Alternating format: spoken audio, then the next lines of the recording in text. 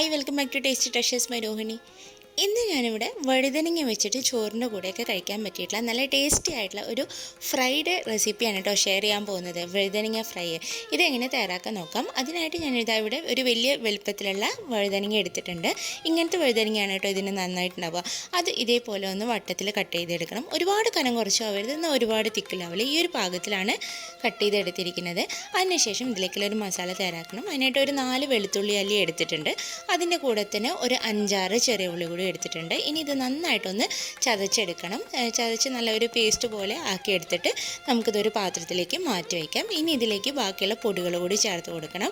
അതിനായിട്ട് ആദ്യം ഞാൻ ഉപ്പ് ചേർത്ത് കൊടുക്കുന്നുണ്ട്. അതിലേക്ക് ഒരു 1/4 ടീസ്പൂണിന് മേലെ മഞ്ഞൾപ്പൊടി, അതേപോലെ തന്നെ ഒരു 1/2 ടീസ്പൂൺ മുളക് പൊടി, പിന്നെ വേണ്ടത് ഒരു 1/4 ടീസ്പൂൺ ഗരം മസാലയുടെ പൊടി, പിന്നെ ഒരു 1/4 ടീസ്പൂൺ പെപ്പർ പൗഡർ കൂടി ചേർത്ത് കൊടുക്കുന്നുണ്ട്. ഇനി ഇതൊന്ന് മിക്സ് ചെയ്തെടുക്കാനായിട്ട് ഇതിലേക്ക് കുറച്ച് എണ്ണയാണ് കേട്ടോ ഒഴിച്ച് കൊടുക്കുന്നത്.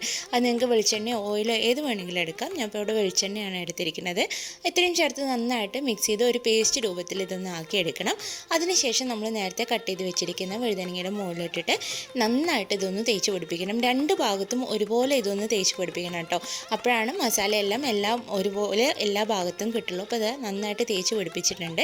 ഇതൊരു അരമണിക്കൂർ മാറ്റി വയ്ക്കാം. ഒരു അരമണിക്കൂർ കഴിഞ്ഞതിന് ശേഷം ഒരു പാനിൽ കുറച്ച് എണ്ണ ചൂടാക്കിയിട്ട് കുറച്ച് കറിവേപ്പില ആദ്യം ഇട്ട് കൊടുക്കാം.